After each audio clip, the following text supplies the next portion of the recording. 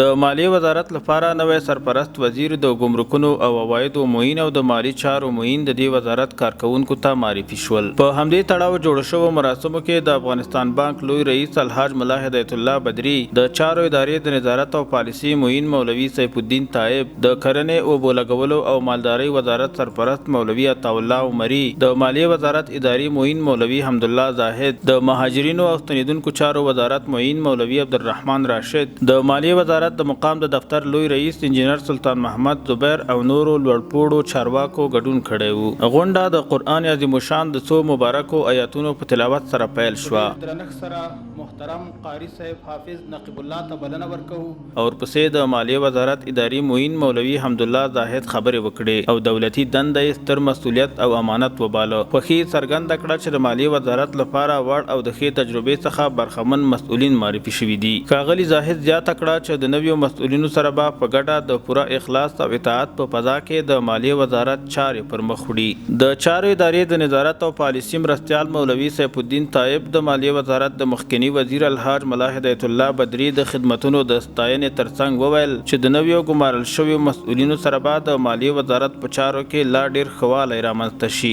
ښاغلي طایب د مالیې وزارت د سرپرست او معینانو د ګمارلو اړوند د علی قدر امیر المؤمنین حفظه الله فرمان وړاندې کړ. د مالیې وزارت د سرپرست او معینانو د ټاکنې په هکله د علی قدر امیر المؤمنین حفظه الله فرمان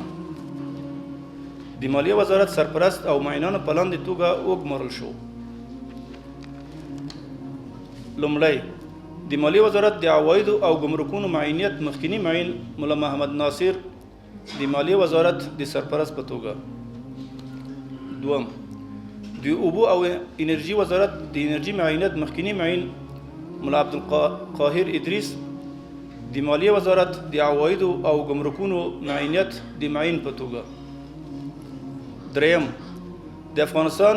بانک دوهم مرستیال حاجی عبدالقادر احمد د مالیې وزارت د مالی چارو معینیت د معین په توګه. د مالیې وزارت مخکنی وزیر او د افغانستان بانک اوسنی لوی رئیس الحاج ملا هدایت الله بدری په ادارو کې د اشخاصو تغییر او تبدیل یو منل شوی اصل یاد کړ او دا چاره یې په ادارو کې د اشخاصو له تجربو څخه د ښې ګټې اخیستنې لپاره مهمه وبلله. ښاغلي بدری د مالیې وزارت لپاره نوي ګمارل شوي مسؤلین د پوره کاري تجربې څخه برخمن اشخاص یاد کړل چې ورسره به د مالیې وزارت په چارو کې لا ډیر ښه والی او پرمختګ رامنځته شي. زه د مالیې وزارت له ټولو کارکوونکو او ملګرو څخه غوښتنه کوم لکه څرنګه چې زما سره په ګډه او پراخ اخلاص سره کار وکړ، دغسې د حاجي ملا صاحب او نور رهبرۍ سره هم په پوره اخلاص او رښتینولي کار وکړي تر څو د وزارت کارونه تر پخوا هم ښه پر مخ ولاړ سي او ولس ته د واقعي خدمت وګرځېږي. د مالیې وزارت نوی ګمارل شوي سرپرست وزیر الحاج ملا محمد ناصر اخوند رسمي مسؤلیت یو دروند بار یاد کړ او د الله جل جلاله له دربار څخه د مسؤلیت د ښه ترسره کولو لپاره د پوره توفیق غوښتونکی شو. دغه مسؤلیت چې نن ما ته راکړی شوی ده، که ورځ وي، که دوی وي، که پنځه وي، چې الله له ما څخه راضي سي او زه سبب د عذاب او د عتاب نه وګرځېږم او زه سبب د یو اجر وګرځېږم چې الله جل جلاله ما ته په دې باندې اجر راکړي. د یادونې وړ ده چې الحاج ملا محمد ناصر اخوند له دې وړاندې د اسلامي امارت د اقتصادي کمیسیون غړی او د مالیې وزارت د ګمرکونو او عوایدو د معین په توګه دنده ترسره کړې. همداراز ملا عبدالقاهر ادریس د اوبو او انرژۍ وزارت د انرژۍ د معین او حاجي عبدالقدیر احمد د افغانستان بانک د دوهم مرستیال په توګه دندې ترسره کړي چې په مالي او اداري برخو کې د پوره تجربو څخه برخمن دي.